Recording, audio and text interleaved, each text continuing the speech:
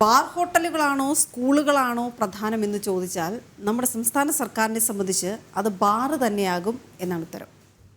അതെന്താണെന്ന് അറിയണമെങ്കിൽ തലസ്ഥാനത്തെ SMV സ്കൂളിനെ പറ്റി അറിയണം, അവിടുത്തെ കവാടത്തെ പറ്റി.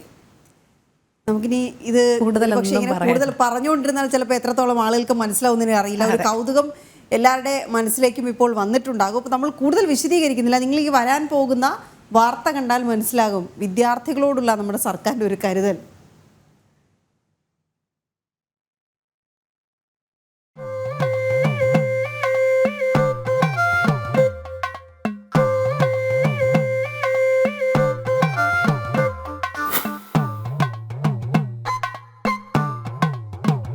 തിരുവനന്തപുരം MG റോഡിലെ ചരിത്രപ്രസിദ്ധമായ SMV സ്കൂൾ ഗേറ്റാണ് ഈ കാണുന്നത്.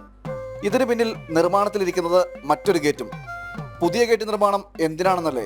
അത് മനസ്സിലാക്കണമെങ്കിൽ സ്കൂളിന്റെ നേർവശത്തുള്ള നിർമ്മാണത്തിലിരിക്കുന്ന ഈ കെട്ടിടം കൂടി കാണണം.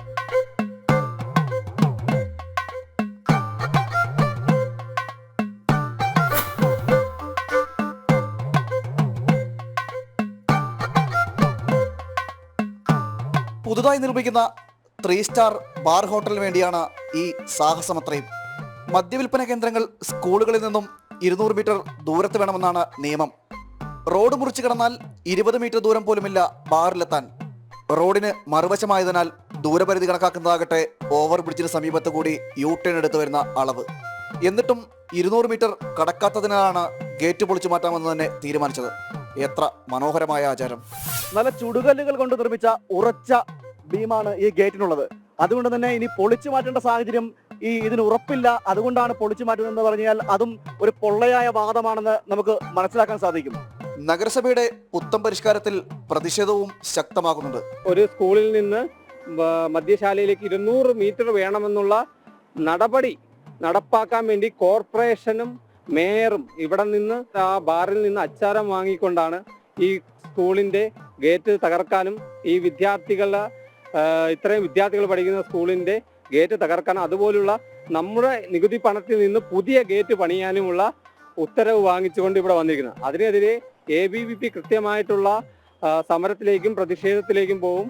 മദ്യവിമുക്തമായ കിനാശ്ശേരിയാണ് തങ്ങളുടെ സ്വപ്നമെന്ന് നാടുനീളെ പരസ്യം നടത്തി പ്രചരിപ്പിച്ച പിണറായി സർക്കാർ ഭരിക്കുമ്പോഴാണല്ലോ ഇത്തരം സാങ്കേതിക പരിഷ്കാരങ്ങൾ എന്നോർക്കുമ്പോഴാണ് ഒരു ആശ്വാസം. അതുകൊണ്ട് നുണ പറയുന്നവരെ തിരിച്ചറിയുക. LDF വരും, എല്ലാം ശരിയാകും.